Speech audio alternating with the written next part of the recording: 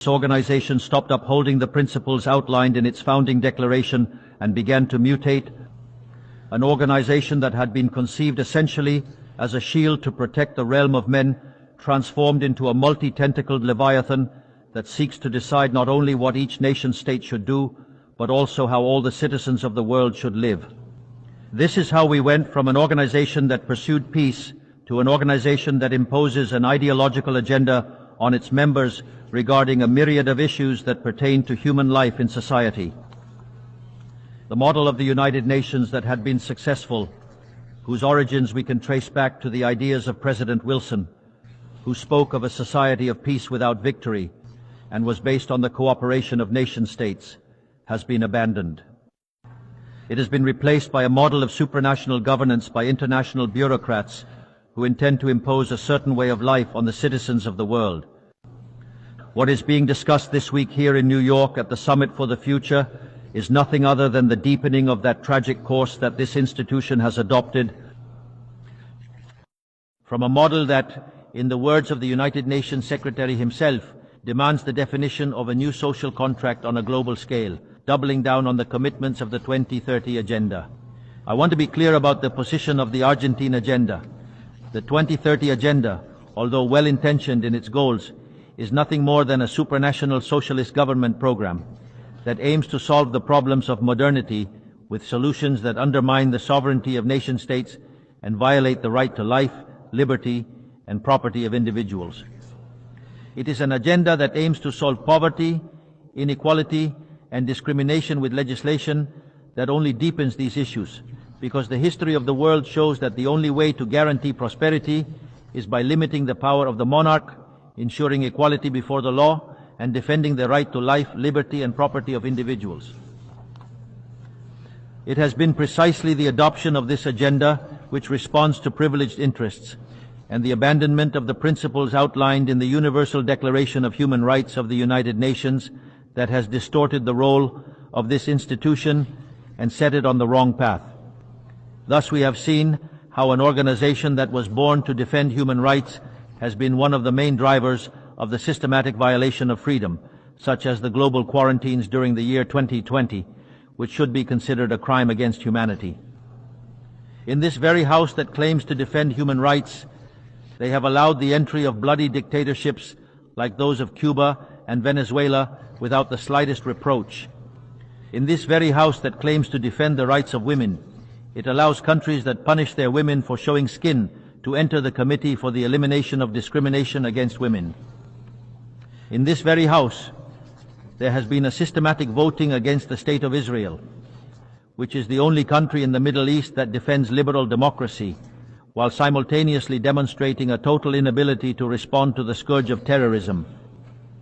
In the economic sphere, collectivist policies have been promoted that undermine economic growth, violate property rights, and hinder the natural economic process, preventing the most disadvantaged countries in the world from freely enjoying their own resources to move forward. Regulations and prohibitions driven precisely by the countries that developed by doing the same things they now condemn. A toxic relationship has also been promoted between global governance policies and international credit organizations, demanding that the most marginalized countries commit resources they do not have to programs they do not need, turning them into perpetual debtors to promote the agenda of global elites. The oversight of the World Economic Forum has also not helped, where ridiculous policies with Malthusian blinders are promoted, such as zero-emission policies, which primarily harm poor countries, and policies related to sexual and reproductive rights, when the birth rate in Western countries is collapsing, signaling a bleak future for all. The organization has also not satisfactorily fulfilled its mission to defend the territorial sovereignty of its members, as we Argentinians know firsthand in relation to the Malvinas Islands. And we have even reached a situation where the Security Council, which is the most important body of this House, has become distorted because the veto of its permanent members has begun to be used in defense of the particular interests of some. This is where we stand today, with an organization powerless to provide solutions to the real global conflicts, such as the aberration and abhorrent Russian invasion of Ukraine, which has already cost the lives of more than 300,000 people, leaving over 1 million injured in the process. An organization that, instead of addressing these conflicts, invest time and effort in imposing on poor countries how and what they should produce, who they should associate with, what they should eat, and what they should believe, how it intends to dictate the present pact of the future. This long list of errors and contradictions has not been without consequence, as it has led to a loss of credibility for the United Nations among the citizens of the free world and has distorted its functions. That is why I want to issue a warning. We are facing an end of a cycle. Collectivism and the moral posturing of the UOC agenda have collided with reality and no longer have credible solutions to offer for the real problems of the world. In fact, they never did. If the 2030 agenda has failed, as its own promoters acknowledge, the response should be to ask ourselves if it was not a poorly conceived program from the start, accept that reality, and change course. One cannot insist on persisting in error, doubling down on an agenda that has always failed. The same happens with ideas that come from the left. They design a model according to what they believe humans should do, and when individuals freely act otherwise, they have no better solution than to restrict, repress, and curtail their freedom. We in Argentina have already seen with our own eyes what lies at the end of this path of envy and passions. Poverty, ignorance, anarchy, and a fatal absence of freedom. We still have time to steer away from that course. I want to be clear about something to avoid any misunderstandings. Argentina is currently undergoing a profound process of change.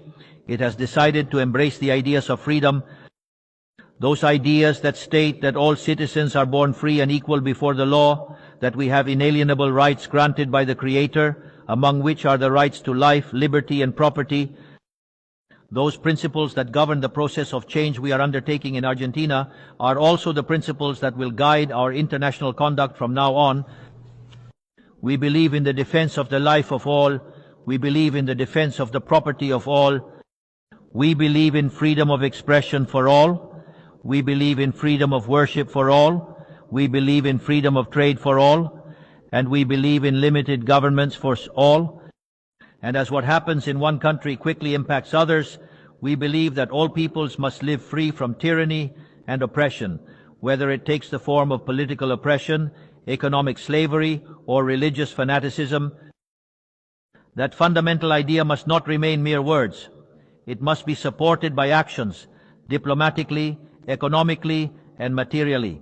Through the joint strength of all the countries that defend freedom, this doctrine of the new Argentina is nothing more and nothing less than the true essence of the United Nations. That is, the cooperation of the United Nations in defense of freedom. If the United Nations decides to return to the principles that gave it life and readapt the role for which it was conceived, count on the unwavering support of Argentina in the fight for freedom. Know also that Argentina will not support any policy that involves the restriction of individual freedoms, trade, or the violation of the natural rights of individuals, regardless of who promotes it or how much consensus that institution has. For this reason, we want to officially express our dissent regarding the Pact of the Future signed on Sunday and invite all the nations of the free world to join us not only in dissenting this pact, but also in creating a new agenda for this noble institution, the agenda of freedom. From this day forward, know that the Republic of Argentina will abandon the historical position of neutrality that has characterized us and will be at the forefront of the fight in defense of freedom. For as Thomas Paine said, those who wish to reap the blessings of freedom must, as men, endure the fatigue of defending it. May God bless the Argentinians and all the citizens of the world, and may the forces of heaven be with us. Long live freedom, damn it. Thank you very much.